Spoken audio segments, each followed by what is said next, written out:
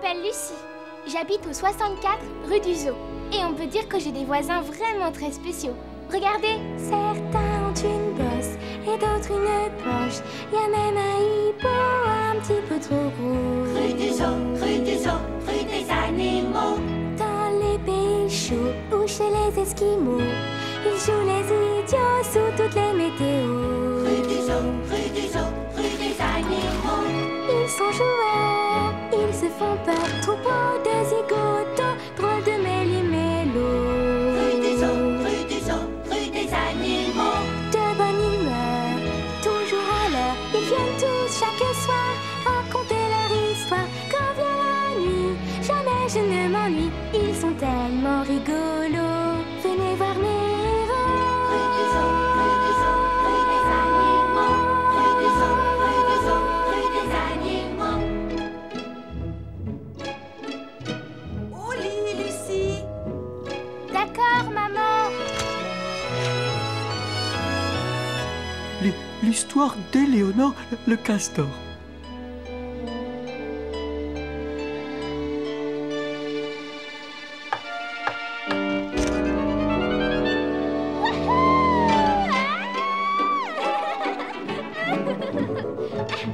Bonsoir, les amis. Bonsoir, Lucie.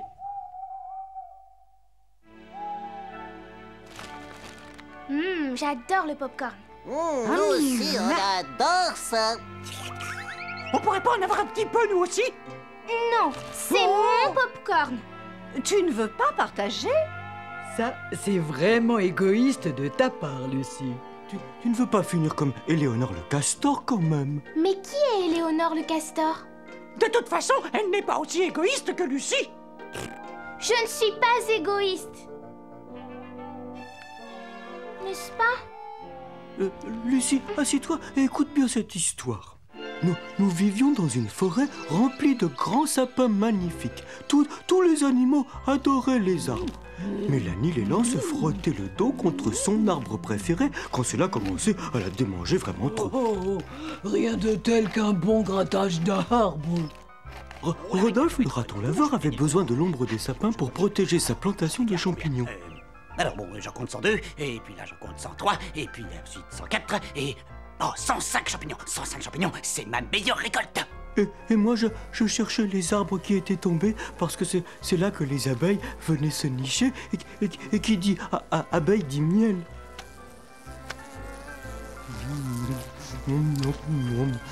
C'est délicieux. Bien sûr, Éléonore le castor avait aussi besoin des arbres. Elle s'en servait pour construire son barrage sur la rivière, plus grand et plus solide d'année en année.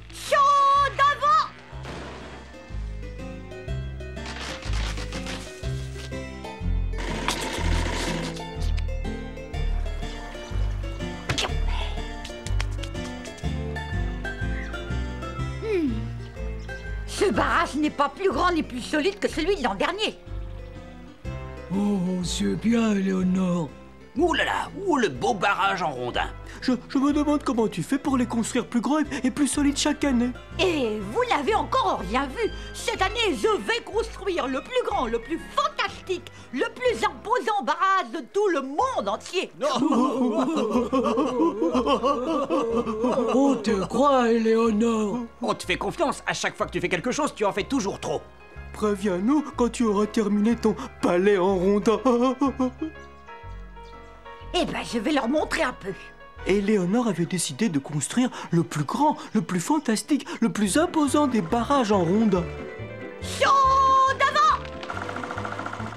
Chaud d'avant!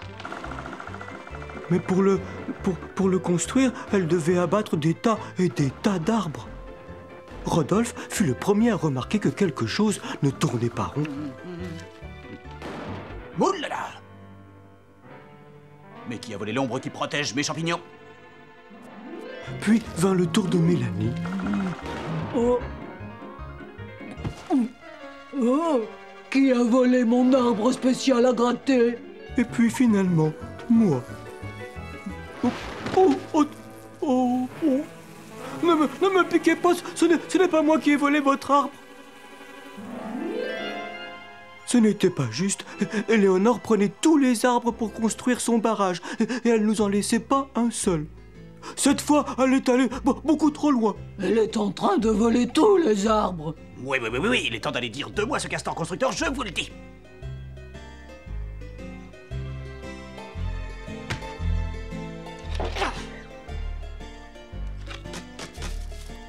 Une toute petite minute d'attention, s'il te plaît, Éléonore, et si tu le veux bien. C'est à propos des arbres, Léonore. Ou du manque d'arbres, si tu vois ce qu'on veut dire. Désolé les amis, j'ai pas le temps de bavasser. Mon chef-d'œuvre sera bientôt prêt. Quel castor égoïste.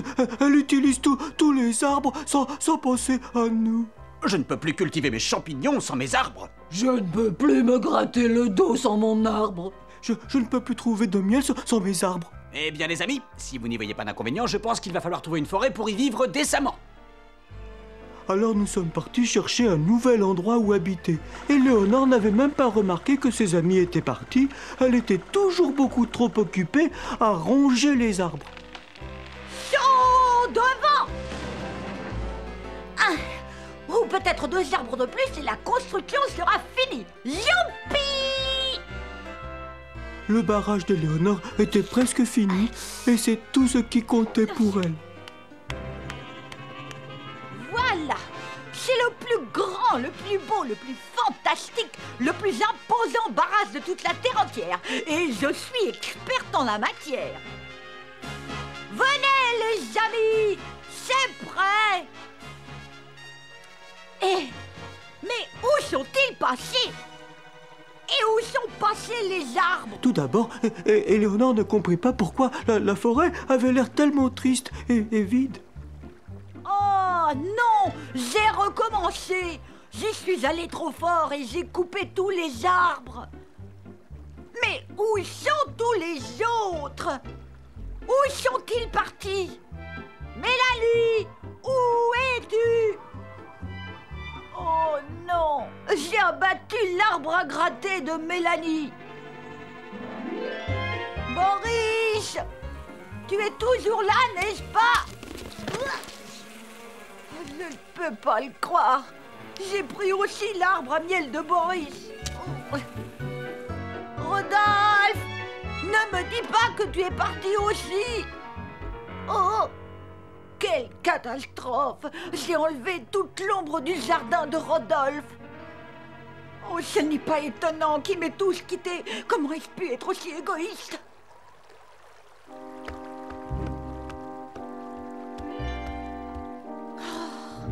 Oh, j'aimerais tellement être avec mes amis au lieu d'être au milieu de cette pile de bois inutile. Puis, Éléonore commença à se mettre en colère. Elle s'en voulait. Elle commençait à regretter son chef-d'œuvre. Quelle idiotie! Ce barrage! Mais il ne sert plus à rien!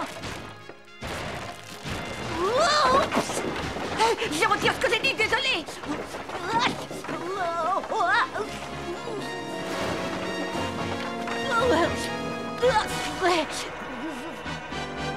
Oh là là! Tandis qu'elle descendait la rivière, assise sur son rondin, Éléonore eut beaucoup de temps pour réaliser combien elle avait été égoïste envers ses amis. Oh! Qu'est-ce qui t'arrive, Éléonore? Tu manques d'arbres, peut-être? Eh bien, j'espère que tu n'as pas prévu de venir les ronger ici parce que, justement, on a les arbres dont on avait besoin. Non, je ne ferai plus jamais ça. Plus jamais, je le promets. Tout ce que je veux, c'est me faire pardonner. Que diriez-vous d'une jolie petite maison en rondin? Merci, mais non, merci. Comme d'habitude, tu vas en faire beaucoup trop. Utilise donc ton énergie pour quelque chose de bien plus utile. Surtout maintenant qu'il faut replanter une forêt. N'en dites pas plus. Je vais planter la plus grande, la plus fantastique, la plus imposante forêt du monde entier. On te fait confiance, Éléonore.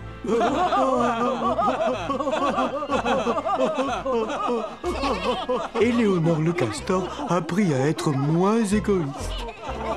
Mais elle a continué à en faire toujours trop.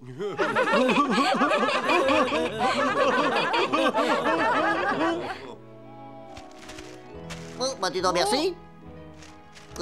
Oh, Lucie, on a mangé tout ton popcorn. On est vraiment désolé. Vous avez fait quoi? Ça ne fait rien. Je pourrais en rapporter encore demain. Oh. Oh, bonne nuit.